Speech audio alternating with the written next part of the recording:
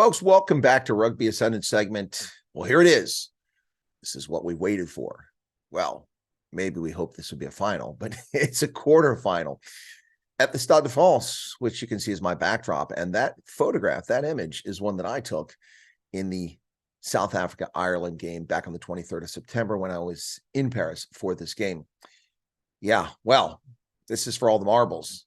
Last night, we saw arguably the best game of the Rugby World Cup, in which Ireland once again choked and again does not get past the quarterfinals, something they've never accomplished in Rugby World Cup history. Another choke last night. New Zealand taking advantage of big defensive laps, especially for that first try. And Ireland arrogantly, stubbornly refusing to take easy points on offer repeatedly, which cost them in the end. Plus, of course, Johnny Sexton, the great legendary Johnny Sexton, missing a couple of relatively easy kicks that cost them. So New Zealand advances, which many people picked. And while I wanted Ireland to win that game on my Super Brew, I did pick New Zealand to win by 3. They won by 4. So I came out all right on that. But let's talk about this. Some final thoughts on the Springboks versus France before this game kicks off. Okay, first off, people accuse South Africa fans of whining about the officiating. So let's get this officiating thing out of the way. Blind as a bat, Ben O'Keefe will be calling this game once again. He was also the official on the 23rd of September when Bundi Aki lifted Jesse Creel down here in this corner and collapsed the maul inside 5 meters. That is a penalty try, and the Springboks win that game, most likely. But that didn't happen. So let's get that out of the way. You can't have anything marginal in this game. O'Keefe seems to think that scrums are simply to restart the game. They're not a contest of wills, which in fact they are a contest of wills. So this is something that's going to hurt South Africa, whose scrum normally is pretty strong. So that strength may be negated a bit because of the style of O'Keefe's officiating. But let's not blame this on the official, because it's not up to the official. It's up to the players on the pitch. They're the ones who have to do it. They have to get it done. And in this game, the Springboks have gone with a selection looking for playmakers. And who are those playmakers? Well, Monty Lubick at fly half and Cobus Reinach at scrum half, both of whom have proven to be fantastic in this World Cup. Now, you're going to say, wait a second, Chris, Monty can't hit the broadside of a barn. Well, he definitely had some kicking woes in this World Cup pool stage. But Monty Lubick, when he's in form with his kicking, is very good. And his playmaking is unbelievable. He distributes the ball. His kicks are fantastic. He knows what he's doing. So is this a risk? I don't think so. I don't know that Pollard is fully back in condition. He looked pretty good against Tonga, but that was just a one-off performance. We didn't get a chance to see him. So what about Faf de Klerk? Well, Faf is predictable and reliable, but we don't need predictable and reliable tonight. We need exciting, dynamic, and playmaking, because France will be bringing it. The French do not want to lose a quarterfinal and go out this early at home in Paris at the Stade de France as the host of the World Cup.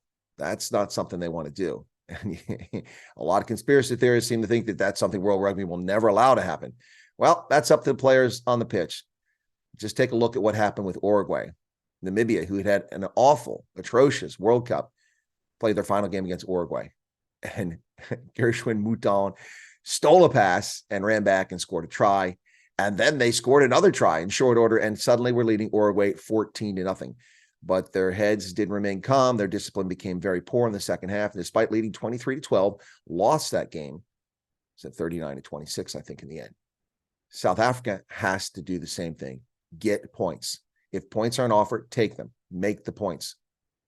Don't be stubborn like Ireland and squander points. New Zealand took the points, and look what happened. They won the game. Yeah, look at Fiji. Well, Fiji's not a good example. Look at Argentina. That's a better example.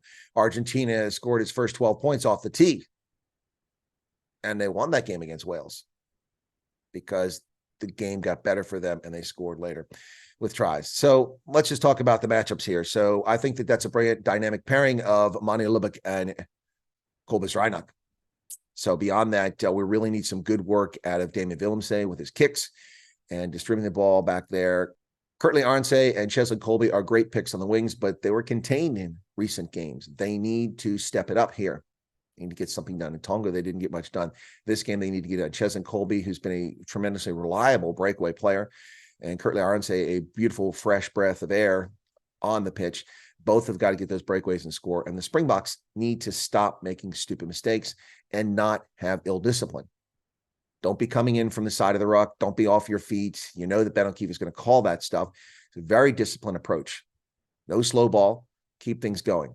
The blunt force trauma approach that South Africa used against Ireland will not work in this game. It will not work. You're not going to wear France down. You think you can, but you're not.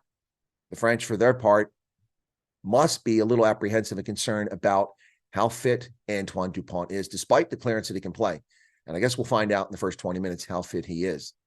As we saw in that last game, Johnny Sexton wasn't so fit in the last 20 minutes against New Zealand. He looked a bit gassed, and that kind of hurt his team. But it wasn't just Johnny Sexton's fault. It was a lot of players' fault.